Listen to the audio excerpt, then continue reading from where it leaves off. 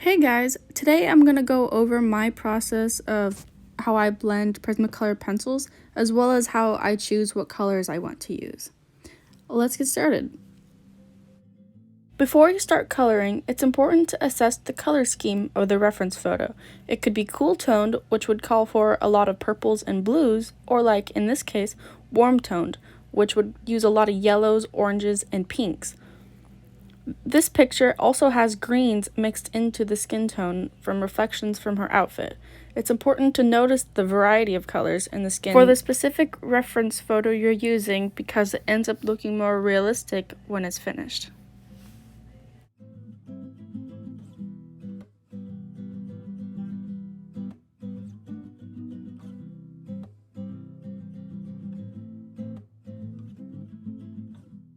When you have all the colors that you want to use accessible in front of you, you can begin drawing.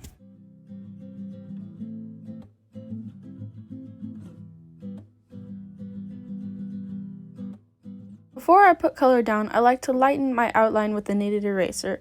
The first colors I draw with are the most vibrant. I do this so a hint of these colors show through the regular skin tone that I build on top of it. The vibrant colors I used for this section were chartreuse, pink, and orange, and those are the pencil names. Once I have my vibrant colors on the paper, I begin to build the base colors and shadows, and I use light pressure for these steps. The colors that I'm using now are clay rose, moss green, chestnut, eggshell, salmon pink, the regular pink, nectar, peach, and these are just to build more of a base underneath, so when I blend over them I have like content to blend because then they mix together well since they're waxy pencils. For her lips I use pink, deco peach, henna, and black raspberry as well as pink rose to build up the first layer of pencil. Now that I have most of my preliminary colors down, I'm going to add more base tones with more firm pressure. I do this until the white of the paper is no longer visible. The main colors I use for this step are 70% French gray, clay rose, salmon pink, peach, deco pink, pink rose, light peach, eggshell, and very small amounts of white. I would recommend using Canson illustration boards for colored pencil drawings because you would be doing a lot of layers with this method, and the Canson illustration boards can just handle a lot of layers without reacting the way paper would with like crumbling or something.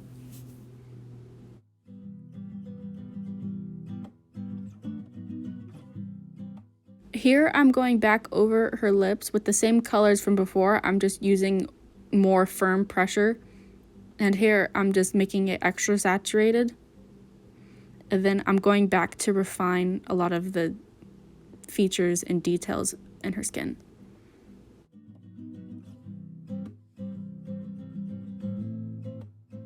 While doing this step, I like to use really light pressure and then go back over it with a lighter pencil and then blend it. So for example, I would use colors like chestnut and then blend over with nectar.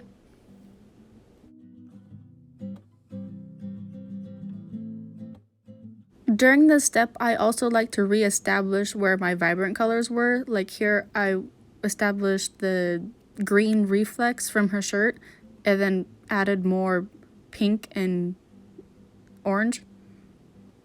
I also continue to use colors like chestnut and clay rose to deepen the shadows and to give it more of a three-dimensional look. And in certain choice areas, I add white, but I try to use it really minimally.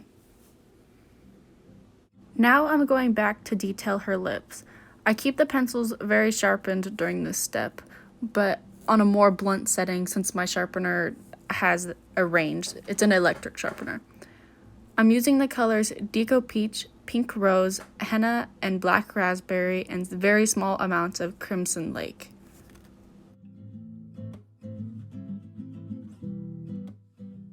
I use white and black as minimally as possible and in only really choice areas.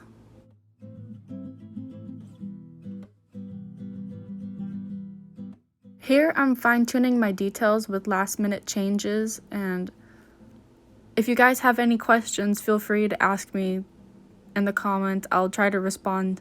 Hopefully you guys found this helpful at all, and if you have any suggestions, feel free to tell me. And please like it and subscribe, and I'll get back to you guys soon.